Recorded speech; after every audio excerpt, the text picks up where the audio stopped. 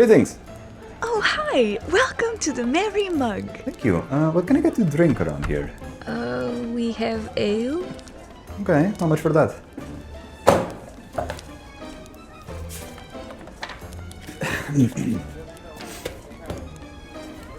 Four copper pieces, please. Okay, I'll have 5. And what foods do you have? Soup. What kind of soup? Taverns, inns, and so on are a huge part of any D&D campaign. It can be where players meet, it can be where quests start, and they can be a base of operations, etc. In a world-building sense, they're the heart of any town. They're centers of gossip, venues for any events that are occurring in town, and just generally the hot spot of socialization. Normally, the very first and often only building in the town that needs to be prepped before sessions. And these are all reasons why we shouldn't neglect them. They deserve to be fleshed out in detail, and they have so much immersion potential. And this is exactly why I'm making this video. My taverns need some TLC in regards to food and drinks. I've spent 4 years, now coming on 5, making menu items on the spot and setting prices based on vibes. No more. It's time we take food and drink seriously. And what better time to talk about it than right after the holiday season? Plus, I've compiled the results of this research in a resource that I'll make available in the description in case you want to try it on for yourself. I'll take you through the process of how I made it, and I'll be using it in the end of the video, so you'll be sure if it's right or not for you. When looking for resources already available for this, what I found in abundance were a lot of menu generators. And if you want quick and easy, there's nothing better. But that's not my aim here. I want specificity. I want the food to deeply reflect the place that it's being served in. So first I want to highlight some resources that list food and drinks for inspiration. I'll link everything in the description. Then, specifically from a website called Master the Dungeon, there are 2 articles that I want to highlight. The first is just generally about food in D&D. It touches on a lot of topics that I already had in mind before even looking for resources for help, like how climate and natural resources can be determining factors in the ingredients that the people use for food. But it is a very general guideline. The second article is about taverns, and it goes very in depth in how to flesh out a believable tavern. So I found it super helpful. But in regards specifically to the topic of this video, there is a very handy list of tavern perishables and non-perishables that can inspire us to imagine the types of food that would be available in any tavern. The best way to start thinking about the food in our taverns is to think regionally. Regionally? We'll start by thinking in terms of ingredients before we even start fleshing out the full dishes. The region will determine the climate, the biome, the type of soil, and as consequence, the natural resources one could find that then would inspire the dishes in that area. The climate can help you determine what grows there as well as what people are going to want to eat. People are probably not keen on eating hot soup in a hot climate. Or maybe they are because the temperatures drop a lot at night. Maybe the climate is very cold, making agriculture an issue because of a short growing season, so people may be used to preserving fruits and vegetables in different ways, and their dishes will reflect that.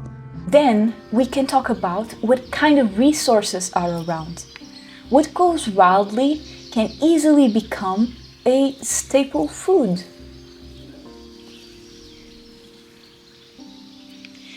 People tend to use what's around because it's easier to get and cheaper. Is there an abundance of wild animals around that can be hunted for meat? Is there a body of water nearby that can be used for fishing? Finally, we can think about other cultural aspects, like if there are any festivals or traditions that have specific foods associated to them.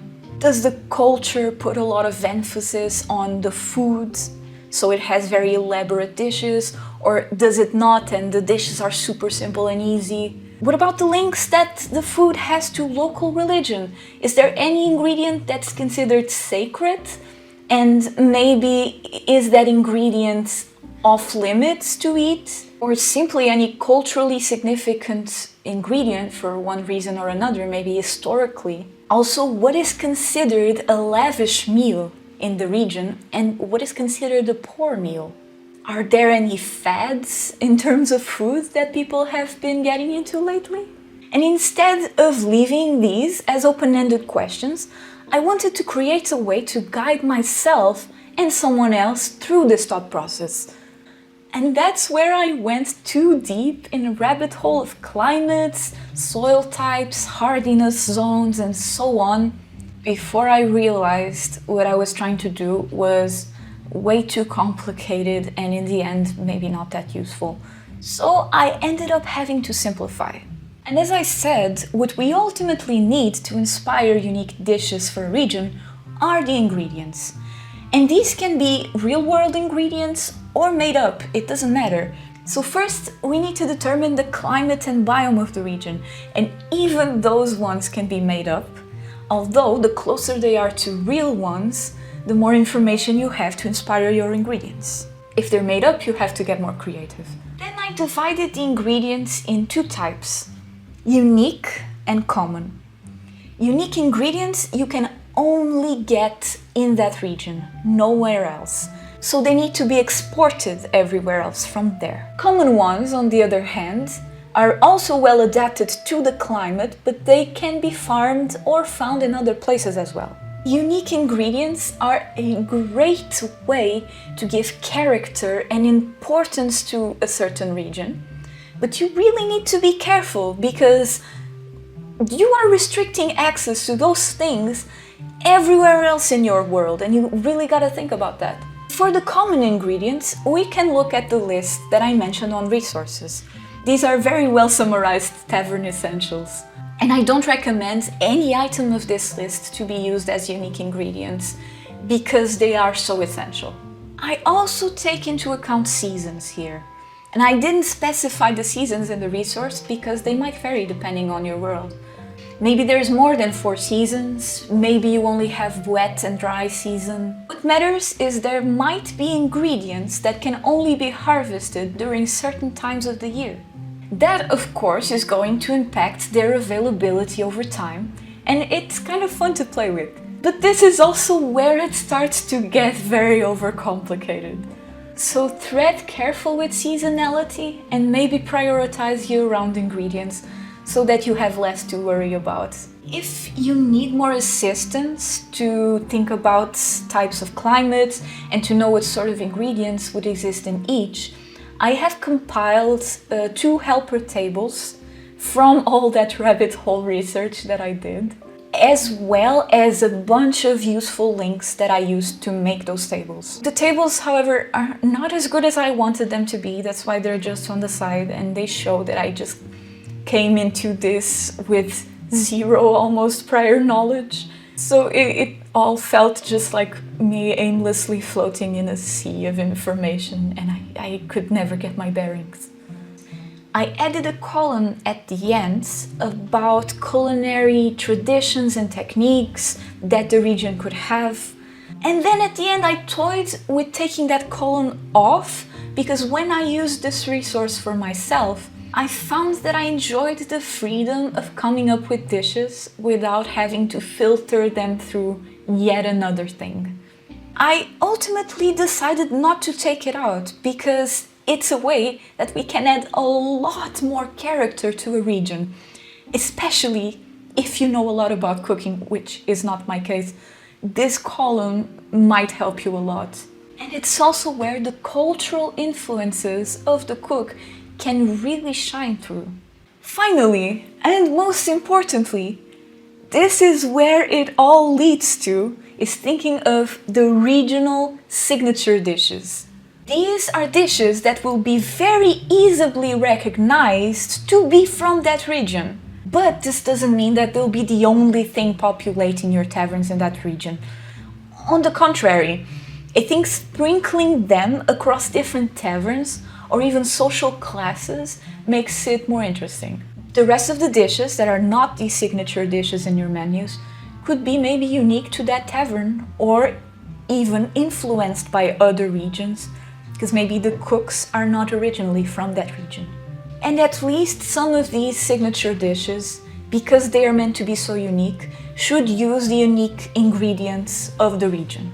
Also, try to get a good variety of meals, desserts, drinks, so on. And also, on a side note, because of my cooking knowledge, which is very low, I didn't restrict myself in terms of trying to get historically accurate recipes in cooking, which means my dishes don't all have a very medieval feel to them.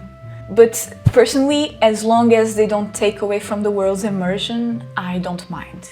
Which leads me to talk about player-inserted dishes.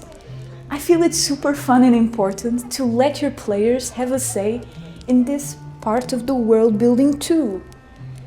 I wouldn't encourage you to take these menus as gospel. Maybe don't print them and show them to your players like restaurant menus, because that'll stifle their creativity. It's better to leave room to expand and add player-inserted items over time. That makes taverns way more engaging at the table and leaves you with menus that are way more interesting than anything you could have come up with yourself. Speaking from experience, as you will see later. Also, expanding over time is way less pressure. You can leave space and the possibility to expand on these ingredients and dishes later, and you don't need to think of absolutely everything and make it perfect right away.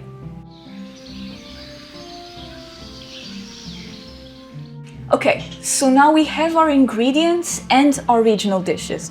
It's time to move our attention to the taverns. They're going to sell these things, but at what price? How can we set prices to all these different things, all these different ingredients, all these different dishes in a consistent and fair way to our players? Well, maybe we should start with the standard price. Does that mean everything will always be the standard price? Absolutely not.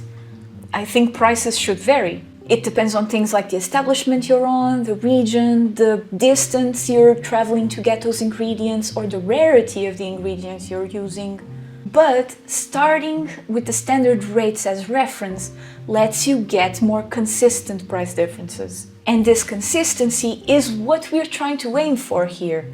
Differences in price can then be translated into percentages of this standard price and be added on top. In the DMG, there is a table of trade goods that tells you the prices of some common ingredients you'd use in most dishes. You'd think this is a good point of reference to determine how expensive dishes should be, but that requires a lot of weird calculations. Like how many loaves of bread could you make with 1 pound of wheat? Or how many dishes of one type could you salt with 1 pound of salt? So it's an interesting table, yes, but useful, not so much. The player's handbook, on the other hand, has a completely indispensable table for our purposes. And I'm talking obviously about the food, drinks, and lodging. I think most DMs are familiar with this table and they use it all the time. It sets prices for very common items like ale, bread, cheese, wine, but also divides meals in categories which each have a price. And that's what I plan to make use out of. The categories of a meal range from squalid to aristocratic, and they vary between 1 copper and 6 silver. And if this range seems small to you, don't worry. You'd still have to add a bunch of modifiers on top, so it's better not to mess with these original values until the end. Then, if it still seems off for you, you can try tweaking them if necessary. So why are these categories so important? Because we can use them to determine overall prices of meals without having to look at the ingredients individually.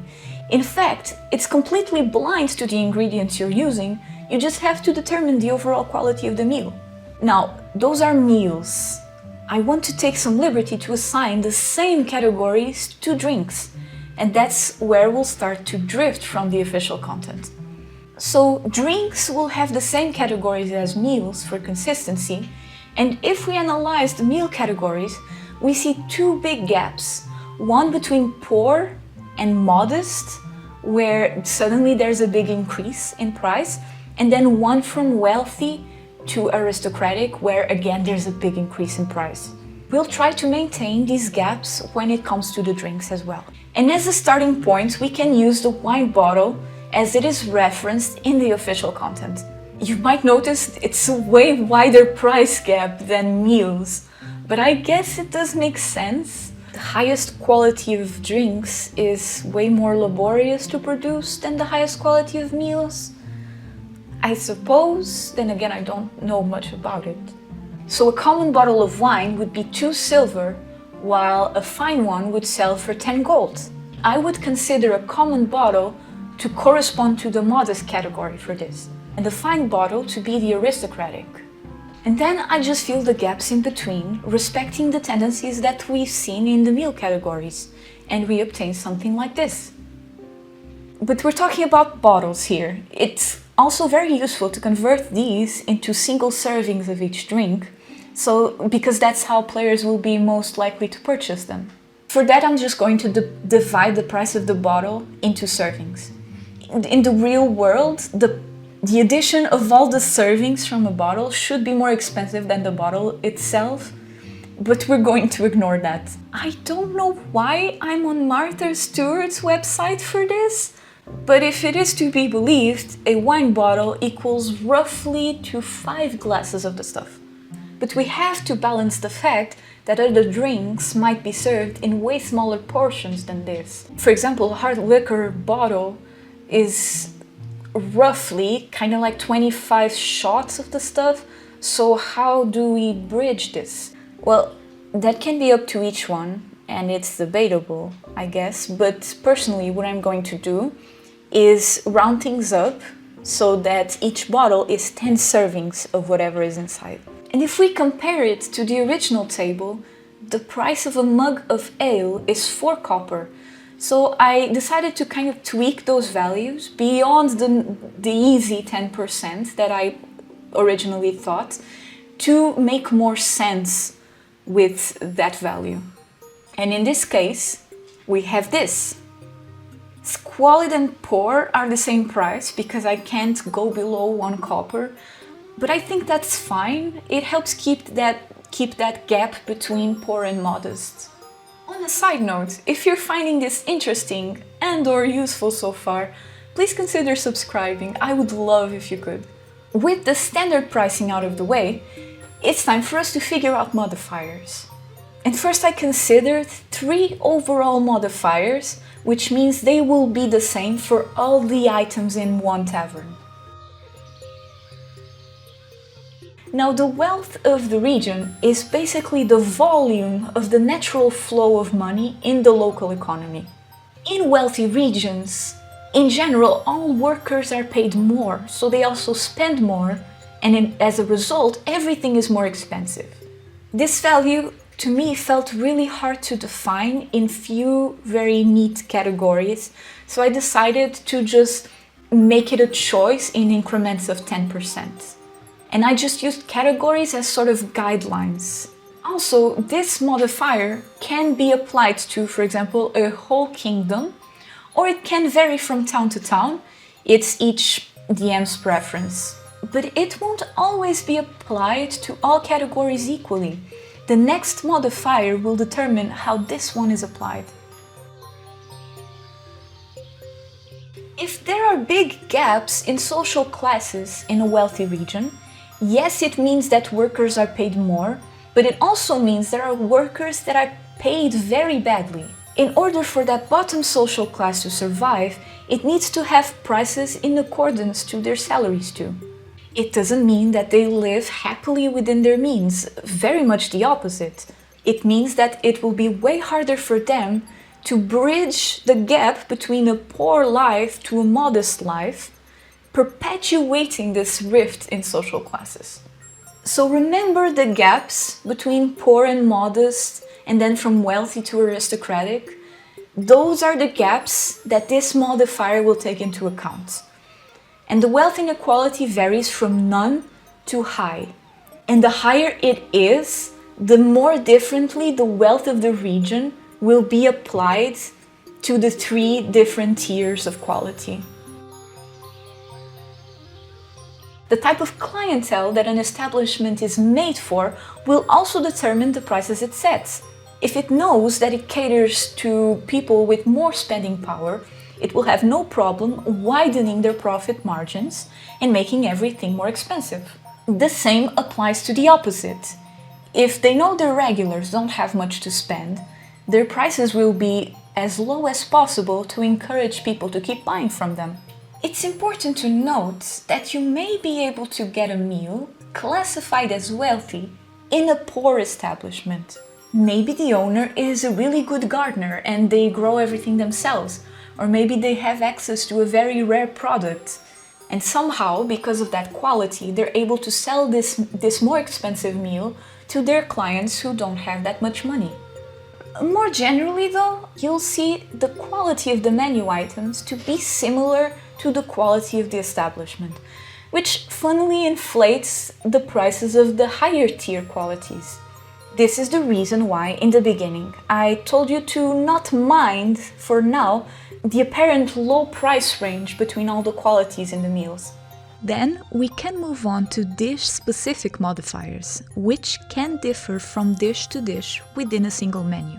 Also, I'm pretty sure I mentioned it next, but each of these modifiers relates to ingredients, not the full dish, but we're applying it to the full dish. For this, you don't have to consider all ingredients. For each modifier, just think of the hardest one to obtain in that context and use it to inform your choice. The values for this modifier can reflect how good transportation is in your kingdom, empire, etc., and will also vary based on how big the place is. The values I put here make sense to me because in my empire transportation is really good, but the distances are very big. If everything in your world is quite close by, you might want to close the gap between nearby and far. If transportation is bad, you might want to increase these values overall.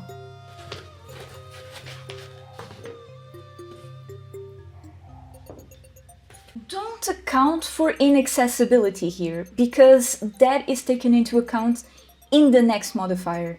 And for each specific drink or dish in your menu, you want to apply this modifier based on the hardest to obtain ingredients that it takes. Accessibility refers to the struggles that people need to go through to either reach the producer or acquire the goods.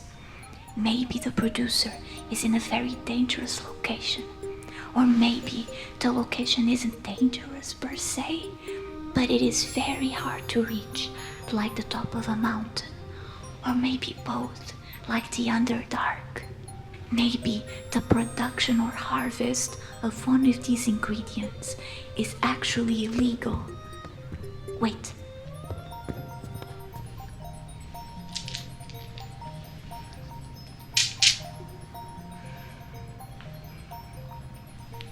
That would make those ingredients way harder to procure.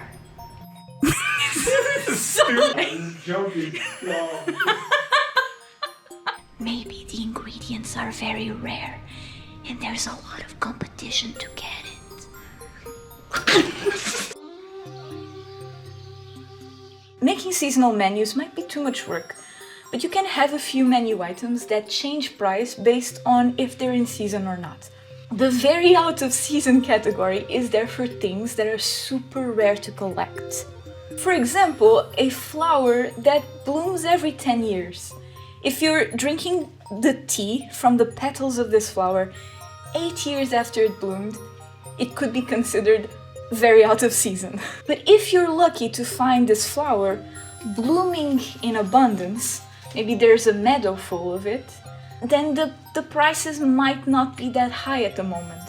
But if there's only one bush that produces these flowers, even if they're in season, their tea might still be really expensive because of the accessibility modifier. And then, mixing that accessibility modifier with the very out of season modifier would make these flowers outrageously expensive when they're not in season. This is an example of how these modifiers can make our prices make sense without a lot of effort in our parts. And it's consistent throughout, so no more anxiety about comparing prices or forgetting the prices that you set previously.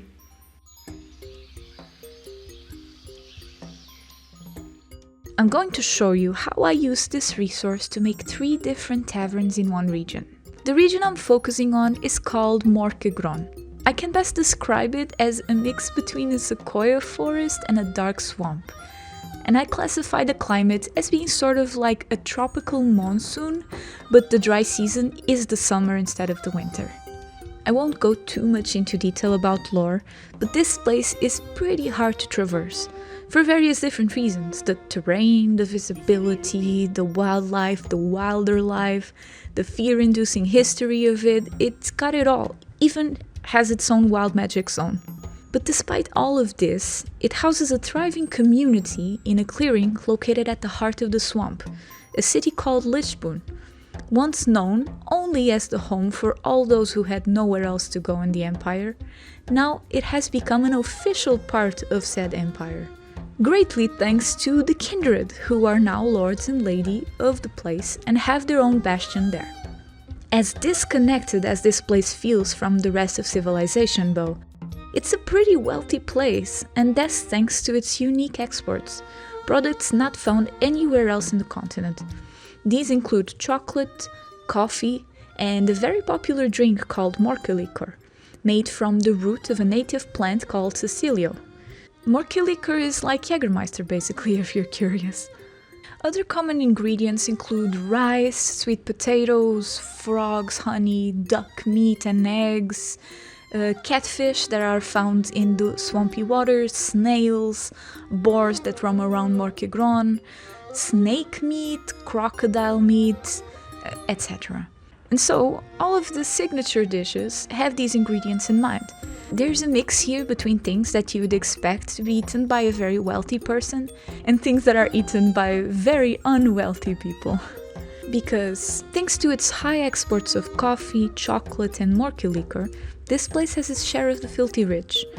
But the other side of the coin are people shunned away from society with nowhere else to go, barely getting by, working long, hard days at coffee, rice or chocolate plantations to receive disrespectfully low wages.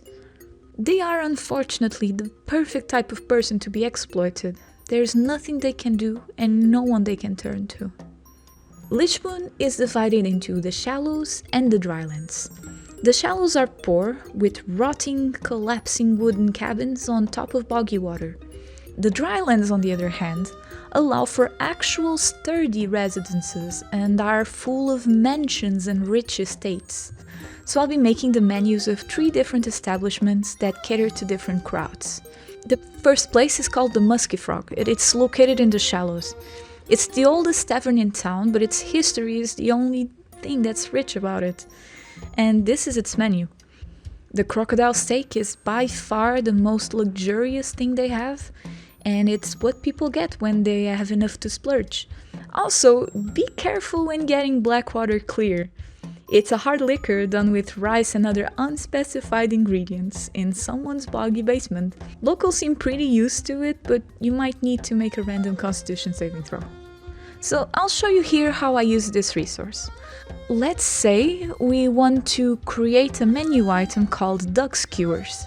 The overall price modifiers are already in, so the first thing we need to do is choose the type of product we are inserting, and in this case it's a food. Then we name it, and we're going to name it duck skewers. Next up we need to choose the quality, and I want these duck skewers to be a pretty accessible meal, so I'm going to choose the quality pour. The ingredients that these take are all local. I'm imagining duck meat and a bunch of assorted vegetables, so the distance from producer is local.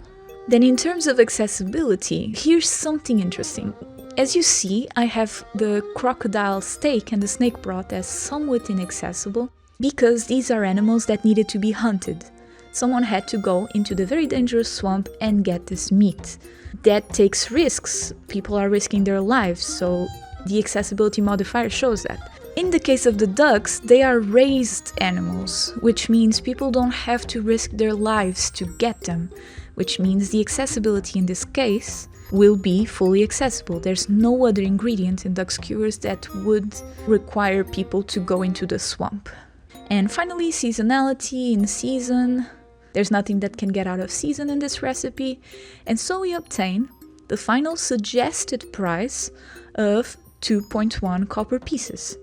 Now the final price can reflect the suggested price or go over or under it based on your preferences. Sometimes there are things that the suggested prices at equal values, but you want to value them differently. So that's why I have here the final price column. In this case, because crocodile jerky is at 3 copper pieces and duck skewers would be easier to get, I will make the final price be 2 copper pieces indeed. And that is how we create menu items with this resource. From there, we can jump to a place in the drylands that caters to the richest of the rich. It's called the Luscious Repose, and it's an inn/tavern that throws extravagant social events. If you're considerably rich and end up in Lisbon, you'll be spending a few nights of luxury here before you acquire or rent your new mansion in the drylands. The place tries to get your mind as far away from this dreary swamp as it can. You'll see them use a lot of local ingredients in creative ways that really elevate the local gastronomy, but also import ingredients whenever they can to cook dishes from other regions, namely the Shamsian Delights, a signature dessert from the province of Shams. They also import drinks like the famous Leslian wine from Wilayalor, which makes it pretty expensive as one would expect. Finally, we have the Honniers, a bakery owned by the now Duke Cosme Flouroir, a former political advisor in Halovare. It's a funny story actually, because Earl Barat Divan hired the Kindred to cut off his ear, but the Kindred ended up not only refusing to do it, but also inadvertently working to change to the regime that now made him Duke.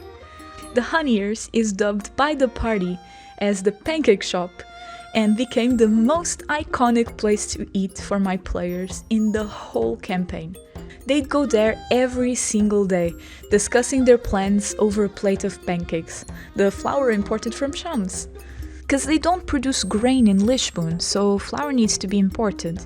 And as I said, Morkegron is pretty hard to traverse, so anything imported will be very inaccessible. But the pancakes weren't even supposed to be on the menu. They seemed kind of out of place, but they were my player's idea, and that's the reason they became so iconic. One of my players even proposed, in session, to the cook, his revolutionary new idea called waffles. And now here they are in the menu as well. So this is what I've been thinking about and working on during the whole holiday season. This is also the perfect resource for the Kindred to use if they want to go through with their backup plan of ignoring all the hard decisions, ignoring the political intrigue of the campaign, and just opening a tavern. You're welcome. Let me know how you usually come up with your tavern menus, and I would also love some feedback and constructive criticism on the resource I put out. Do you find it useful? What are your thoughts on my pricing system? Finally, if you got here, thank you so much for watching this till the end. This video took way longer and took a lot more work than the previous ones I did. And coming up with this system was a pain at times, so I really appreciate you. I'd love if you could subscribe, and if you do, I'll see you in the next video. Bye! I'm done.